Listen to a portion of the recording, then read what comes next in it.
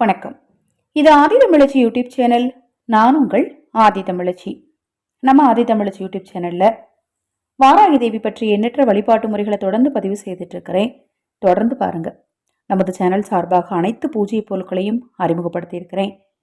பூஜை பொருட்கள் தேவைப்பட்டாலும் உங்கள் தனிப்பட்ட பிரச்சனைகளுக்கு பிரத்யேகமாக ஆலோசனைகள் அல்லது பரிகாரங்கள் தெரிந்து கொள்ள விரும்பினாலும், ஆதரவற்றவர்களுக்கு உணவளிக்க விரும்பினாலும் 9344692042 இந்த வாட்ஸ்அப் எண்ணுக்கு தொடர்பு கொள்ளுங்க.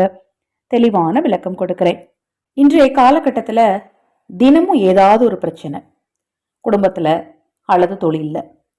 அதை மாதிரி நிறைய பேருடைய மன சூழ்நிலை பார்த்தீங்கன்னா, நமக்கு ஹெல்ப் பண்ண யாருமே இல்லை அப்படின்னு ஃபீல் பண்ணுவாங்க.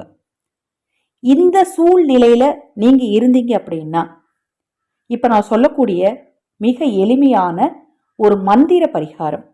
இதற்கு தேவையான பொருள் என்ன, மந்திரம் என்ன, எப்படி எந்த நேரத்தில் சொல்லணும் அப்படிங்கிறத இந்த பதிவில் பார்க்கலாம். இந்த வழிபாட்டை இரவு தான் செய்யணும். இதற்கு தேவையான பொருள் ஒரே ஒரு தேங்காய். மேலே நீங்கள் ஒரு மந்திரம் பார்க்குறீங்க இல்லையா? ஓம் வராகமுகி வித்மகே ஆந்த்ராஷணி தீமகி தன்னோ யமுனா பிரச்சோதயாத். இந்த மந்திரத்தை இரவு தூங்குறதுக்கு முன்னாடி சொல்லணும். எப்படி சொல்லணும் அப்படின்னு பார்த்தீங்கன்னா, ஒரு பச்சை நிற துணியை விரித்து அது மேலே நீங்கள் உட்காந்துக்கணும். பூஜையில் அமர்ந்து சொல்லலாம், இல்லை படுக்கையில் அமர்ந்து சொல்லலாம்.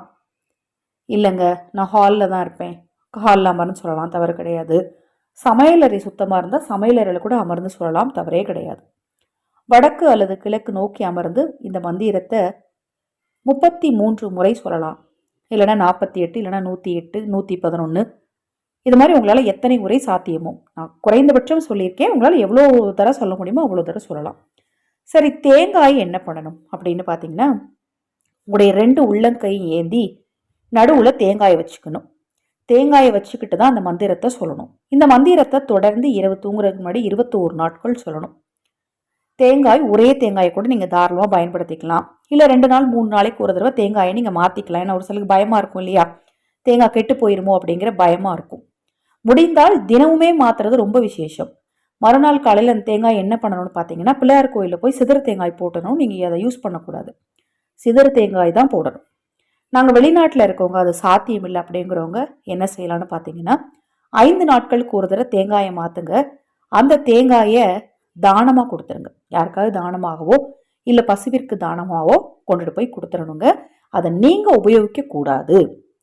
தேங்காயை கையில் வச்சுக்கிட்டு இந்த மந்திரத்தை இரவு தூங்குறதுக்கு முன்னாடி நீங்கள் சொன்னீங்க அப்படின்னா, கண்டிப்பாக உங்களுக்கு இருக்கக்கூடிய பிரச்சனைகள் நீங்குவதற்கான வாய்ப்புகள் ரொம்ப சீக்கிரமாக உண்டாகும். தொடர்ந்து நம்ம சேனலை பாருங்கள். இன்னும் எண்ணற்ற பதிவுகள் தொடர்ந்து வர இருக்குது. வாராகி தேவியின் அருள் உங்களுக்கும் உங்கள் குடும்பத்தாருக்கும் நிச்சயமாக கிடைக்கும். நல்லதே நடக்கும்.